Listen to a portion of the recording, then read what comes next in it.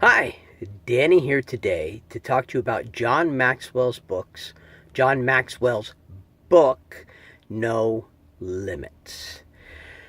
John Maxwell, as anyone familiar with the leadership genre or the business genre will know, he's considered a thought leader and he's considered a teacher. There are authors who are primarily motivators. There are authors who are motivators and teachers. There are authors who are primarily teachers. John Maxwell is a teacher. All of his books kind of have to do with teaching you something.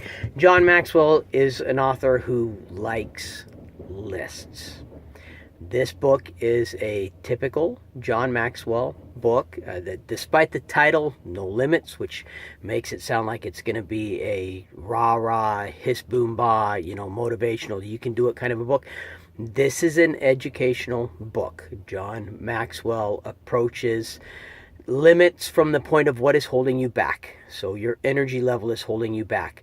What are a list of things that you can do to increase your energy? Your view on abundance versus scarcity is limiting you. What can you do to expand your view of abundance? And he's got 18 or 19 chapters, each dealing with a different area that might be limiting you, and a list of ideas on how to expand your capacity in that area. That's a word he uses a lot, your capacity in that area, in order to eliminate your limits. Because of the lists, you could actually break this book up into many subchapters.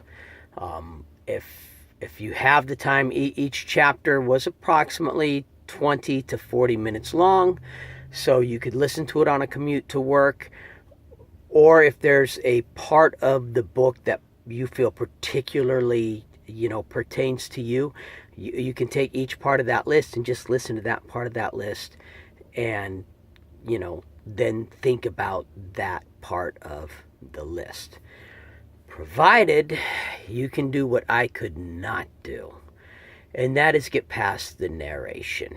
The narration is horrible. The narrator, it's not that he doesn't have any fluctuation or inflection with his voice. He talks a lot like this. Everything he reads is like this.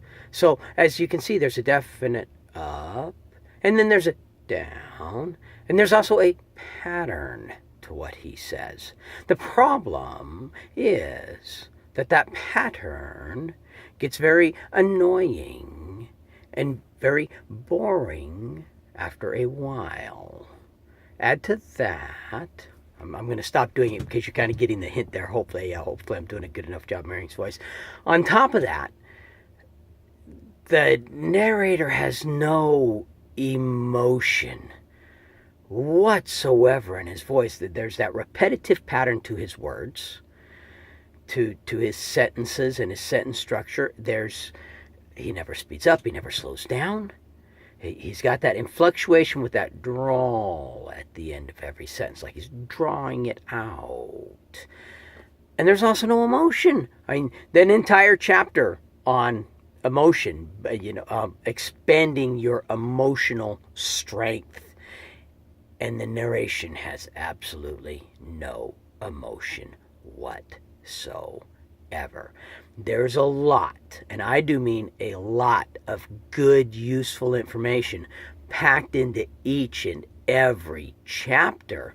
It's an excellent book, and I'm thinking this is a book that I'm going to want to get the print copy of and be able to take my time and go through and really study, because you have to stay really focused. If you drift, you miss a lot. And with that guy's narration, I found myself drifting okay, I'm focused.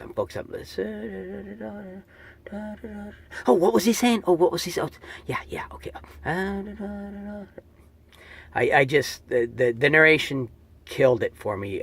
John Maxwell has used many different narrators in his books. I own several of John Maxwell's books. The thing I really like about John Maxwell is that he teaches. He gives you actionable, data, something that you can actually use and incorporate instead of just, hyping you up and not giving you a direction to go. At the end of every chapter, he gives a list of questions that you can ask yourself and go, might not have been every chapter, but most chapters he gives a list of questions that you can ask yourself to help you dig even deeper into it. The book itself is good, and maybe the narration was personal to me. The narration may not bother you. If the narration doesn't bother you, then I definitely recommend the book. I've yet to read a John Maxwell book that I wouldn't recommend. It's all perfectly safe for any member of the family. I would have no problem listening to a John Maxwell book around anyone in my family. He's a retired pastor, so he's not going to put anything in his books that shouldn't be there or will be offensive. So I hope you all have a wonderful day, and I will talk to you next time.